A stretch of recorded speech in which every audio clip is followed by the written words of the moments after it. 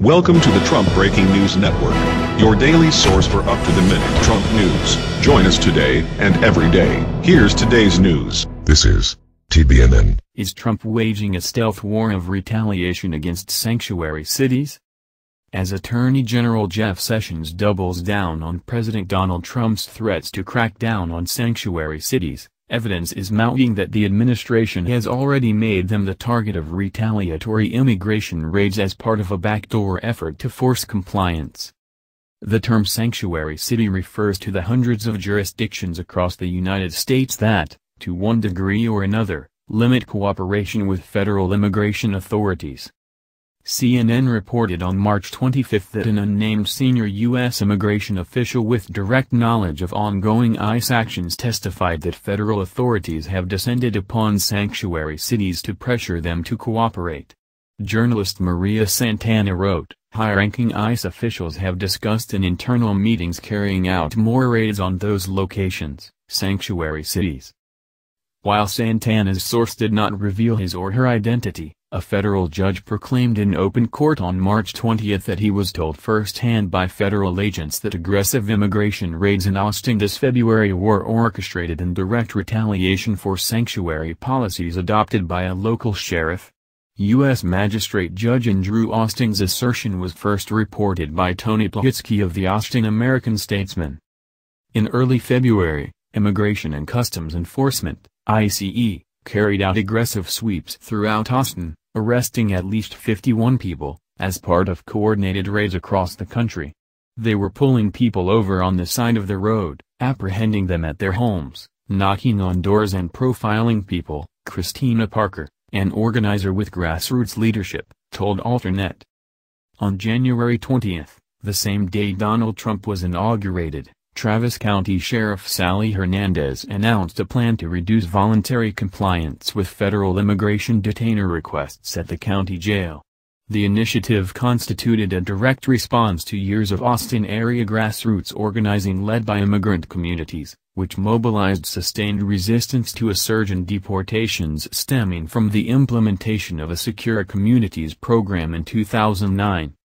While Hernandez's plan, which went into effect February 1, was cheered by immigrant justice groups as a step forward, it falls short of organizations' calls for a complete end to collaboration between local law enforcement and ICE, as it allows for continued cooperation for individuals charged with certain crimes. Nonetheless, Judge Austin said he has first-hand information that the raids were conducted in direct retaliation against Hernandez's policy. Addressing ICE agent Leanne Bryant during a hearing, Austin noted that he, along with another federal magistrate, was briefed in late January that we could expect a big operation, agents coming in from out of town, that it was going to be a specific operation. It was related to us in that meeting that it was the result of the sheriff's new policy that this was going to happen. My understanding is, Austin continued, one of the reasons that happened was because the meetings that occurred with the field office director and the sheriff didn't go very well. This assertion directly conflicts with claims made by Department of Homeland Security spokesperson Jillian Christensen that sweeps across the country, including Atlanta, Chicago, New York, the Los Angeles area, North Carolina and South Carolina, were routine enforcement actions.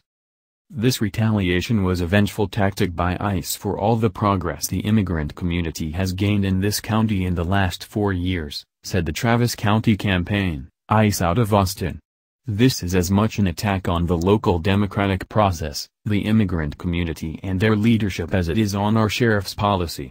We fought too hard and too long to let ICE intimidate us back into accepting our deportations.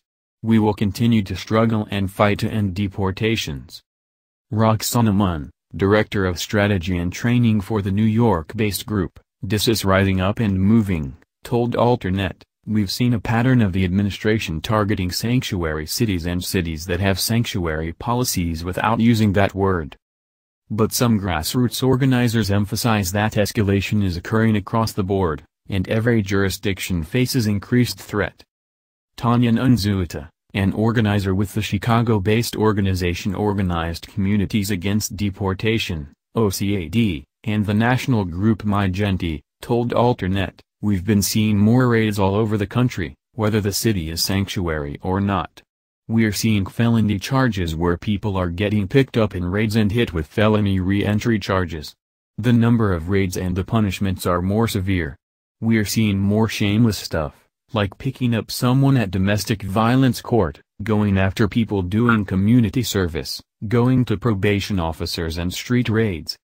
Things are getting more intense, and there is no accountability, Unzueta continued, noting, I think the political messaging of the Trump administration is to undermine sanctuary cities and punish the cities politically. This messaging was in full effect at a White House briefing on March 27, where Attorney General Jeff Sessions echoed Trump's prior threats to withhold up to $4.1 billion in federal grants from so-called sanctuary cities, proclaiming, such policies cannot continue. Sessions' statements repeated threats issued in a January 25 executive order, offering no new policy prescriptions. They came just 1 week after DHS released its first-ever report on jurisdictions that do not comply with federal requests to detain individuals so that they can be placed in immigration and potential deportation proceedings. The list was riddled with errors. Sessions' threats to withhold funding were immediately assailed by legal experts, who say the Trump administration lacks the authority to take such action. Despite the Trump administration's bluster and threats, the federal government cannot coerce local police into becoming deportation agents, and should not try to scare local authorities into taking illegal actions that undermine public safety and subject them to liability, Omar Jadwat, director of the American Civil Liberties Union's Immigrants' Rights Project, said in a statement. The Center for Tax and Budget Accountability argued in December that the Trump administration may not have the authority to strip such funds without the consent of Congress. Whether or not the Trump administration has the authority to punish sanctuary cities financially, organizers say now is an important time to defend and expand local sanctuary policies. The Movement for Black Lives is teaming up with Magenti to advance sanctuary campaigns across the United States that defend protections from criminalization at the hands of police and immigration authorities. ICE has been behaving so badly, said Unzueta. It's the reason there needs to be protections for people. That's the news.